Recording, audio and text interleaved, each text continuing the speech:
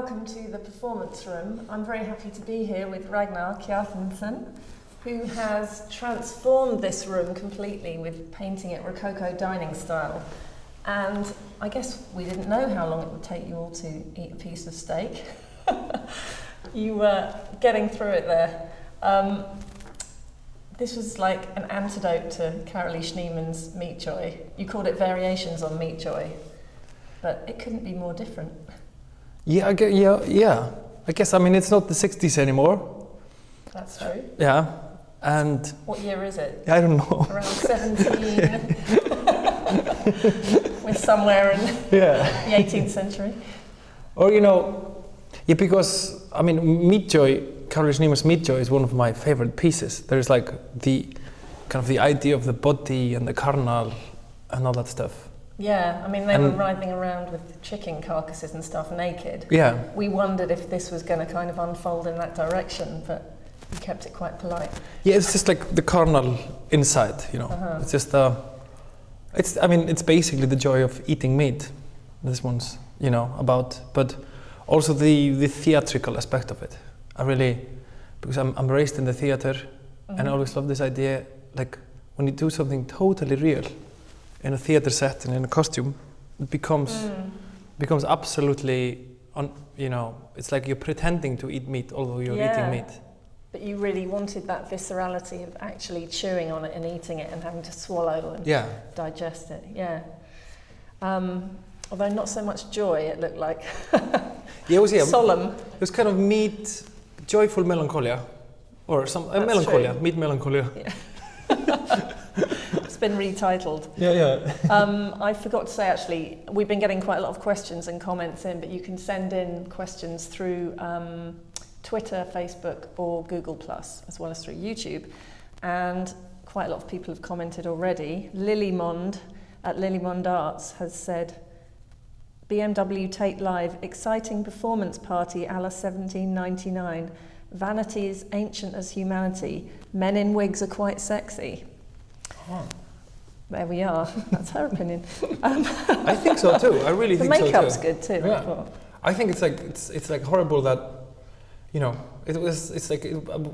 really missed makeup in our culture. I mean, yes. I used to put makeup on a lot when I was in a band, but it's always like a big gesture to put on makeup. Yeah, men don't get to wear it so much, so I think it's good that you're bringing that in. Yeah. And also as a kind of continuum with how you've transformed the room with painting.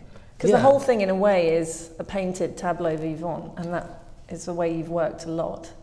Yeah, absolutely. I've always kind of worked from painting in a way. And that we are in a painting here, and that's also why I probably love Rococo so much, because it's really an era when people kind of looked at themselves as a painting or a sculpture. Yeah, so there's a greater possibility of self-transformation. Yeah, or even like everybody looked the same, but they were just like always kind of part of a painting or something. Yeah, a continuum with their wallpaper. Yeah. That's nice.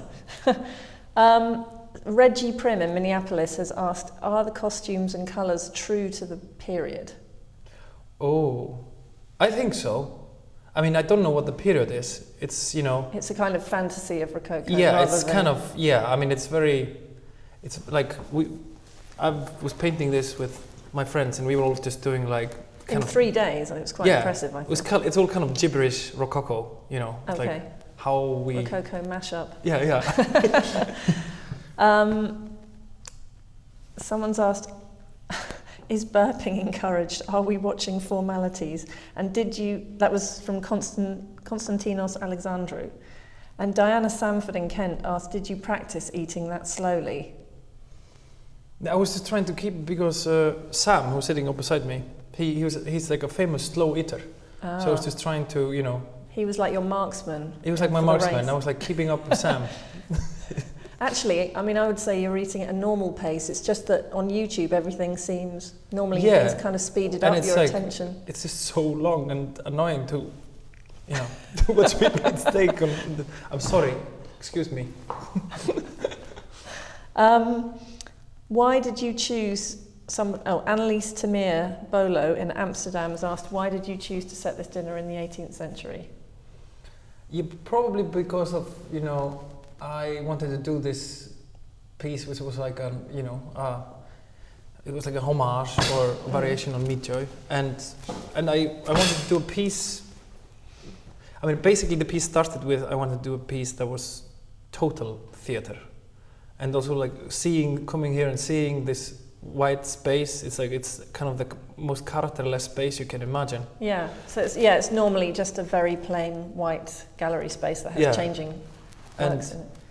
And I was kind of thrilled about changing it completely into a theatrical room, and somehow like Rococo is such a appropriate period because it's just so theatrical, and it's also so superficial. And eating meat is like carnal and internal, and it's totally this oppositions between kind of the Rococo manner and this animal thing of eating semi-raw meat. And also like if we'd been in like regular clothes eating meat, then it would have been a conceptual piece about eating meat. Yeah. But this is more about the theatricality of especially within the architecture of Tate Modern, this kind of stripped back aesthetic that's more honest. This very highly painted decoration is quite a change. Now that Tate has the Imperial Room. Absolutely, I would like to keep it. Comment Mab from Twitter, Mab McMorra. No eye contact with either diner companions or camera. Was that a deliberate choice of how you ask people to behave? No. It's just a sense of decorum that you wanted against that animal thing of the eating. Yeah, it was basically just like I told everybody to enjoy the steak, and kind of if you want to be in contact, you can be in contact, but there's a little bit of flirtation between this couple, I thought. Yeah, there's something happening there. I've noticed that. and there was what was the question again? Oh, it was about the eye contact and stuff. Yeah. It was it was just, I think everybody just forgot themselves in the steak. Yeah. Yes. And someone else asked, no salad. Somebody from Iceland, whose name I'm finding it a little bit difficult to pronounce. Hlynur Haldsson, Akureyri. Hello, Hlynur. Hello, blessaður.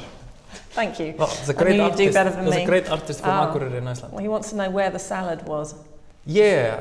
You wanted just the meat. Yeah. I was once with a cowboy in Alberta, and he was offered salad, and he said like, I don't eat what food eats. So you wanted the but it's basically pure just energy. Pure energy. It's just the aesthetics of eating meat. It's flesh on flesh, Because that was the thing you wanted from this was the sound of chewing. That's why these microphones were all around. Because you've often before, and you've been in a band and used music, and this kind of simulation of looping in your work sometimes, like video transposed into live form. But here you just wanted the soundtrack to be that chewing. Yeah, absolutely. I just wanted to be it's a camera piece for chewing, for flesh, camera piece for flesh. Flesh on YouTube. Sorry, trying to find. Somebody's comment, Mariana Massieri, has said, these guys are not needing a smartphone not to talk. I see. Yeah, because often people sit silently and look at their smartphones. Yeah, I think people did it before. Now we blame the smartphones. But I think it's just because they're just a prop. We just all hate each other. We're just all in the smartphone. I thought there was some good boredom going on amongst some of your diners. Deliberate looking. Yeah. Those who finished their steak early. Yeah, that's the hard part. That's why I followed Sam. I was so scared to finish. To finish too early. Yeah, then you don't know. Then it's so boring. Yeah. It's interesting actually because we didn't know how long it would take to eat the steak. No, yeah. And actually it took quite a long time, and it kind of dragged the tableau into this state of duration a little bit more. That had more in common with the 60s. Yeah, it became 60s. That was the only bit you time. had, yeah. You went a bit 60s there. Oh, yeah. It's all, not no nakedness. No nakedness, but... A bit of duration. Yeah, it's like... And I wondered if you could just say something about your use of opera and theatricality in your work in general. I mean, as a art form that's so antithetical to contemporary art in a way, what is it that draws you I think back to that? I think what draws me in is like, you know, is like that theater is so unreal, but at the same time so real, and this you know, this element of pretending, because, you know, visual art is always about being true. I remember, like, I was always scolded when I was in art school, like, your works are not truthful enough. Really? Yeah, and what, in a kind of I don't know, modernist logic, truth to materials kind of way? Yeah. What were you doing at art school? You came from making paintings. I was making, like, you know, pretentious paintings. So they were what were they of? They were like and figurative. Yeah, they were usually figurative. Yeah, and I cannot draw abstract. It's impossible for me. Really? Yeah, I tried to. This is the most abstract I can go with Rococo patterns. But I've always liked it because, you know, theater is also a way of reality, a way of how we communicate with each other, the pretense. And it's almost like, because it's always looked at as something negative, like when we pretend and when we act and all that stuff. But you like the permission it gives you. Yeah, and I think it's always like it's what we humans are about. We're always putting on some kind of a show, and being raised in that world, it has always been fascinating, and I was always fascinated by the theater itself, but never the story in the theater or anything. So just that suspension of disbelief that you like, that you can kind of use generatively. Just this, you know, like seeing my mother like super annoyed, and then the next second she was like, hello, you know, that element.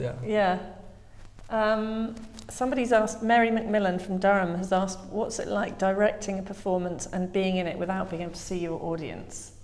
It's obviously in a normal theatre situation. There's that reciprocity. Yeah, that's like what I feel about this performance. It almost feels as, that's why I'm intrigued about performing, you know, doing this performance with these great people for the internet, that we're doing a performance, but it feels like we're just eating a steak. And because cyberspace feels very unreal for me. Do you look at stuff online? I just think it's like the people outside, like pretending to making it up. You don't think it's really there. No, I don't think there's anybody anyone watched actually it. out there. Who knows? We'll never know. Yeah. If anyone else outside this room exists. Yeah. That's the big question. It's a philosophical question. That's key to this program, I think. It is. Somebody else has asked, Maria Castella from Madrid has asked, is there a time limit to your performance? If duration wasn't an issue, would you have gone on eating the steaks forever? This was probably one of the shortest performances I've ever did. You know. Yeah. I've done a performance that took half a year, and so this was like a really short performance, I thought. Be interesting to see where it went if you kept on eating steaks for 24 hours. The vomit, just keep them on piling. And then we would just all You all looked a little bit like it was getting a bit much already after 20 minutes. Yeah. Was it 20 minutes? I think so, wow. Yeah, just over, yeah. Wow, that's long. Was it a chewy steak? It was a good steak. It was it had the right texture, you know. That's good. We did try. Yeah. There's another comment that I'm afraid I can't read from Iceland. It's from Halldór Bragason. He's a bluesman from Iceland. Uh-huh. And he says, bon appetit. That's all he Very says. Nice. A little bit late. A little bit late. But thank you anyway. Yeah, but in Iceland, when we say bon appetit, it's like, may it be good for you. Oh, I see. So there's still time. You can say it after. There's still time while you're digesting. Yeah, may you have good digestion. A special digestive drink. Right. Eddie Jones from Surrey has asked, which film directors inspire you? I love how the camera roams head height across as if we're gorging with them. Yeah, I think that kind of. That kind of feeling was. We called it the Martin Scorsese feeling. Like when we were setting up the performance, we were thinking about two angles. Yeah. it was either this angle that we have now, which is like where you take in the whole room, and we call that like the Ben Hur shot.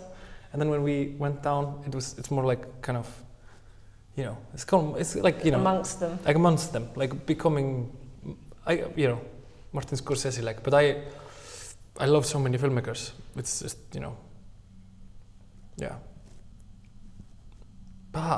Where can I begin? Sorry. Yeah. Yes, we maybe don't have time to go through the whole range of influences. Yeah. But there's another question. I think we're going got time for one more. Yeah. From Jessica Taylor in Bath, who's asked, "What is your favourite kind of performance art, and what's been your biggest influence, in performance? Was it Carolee?"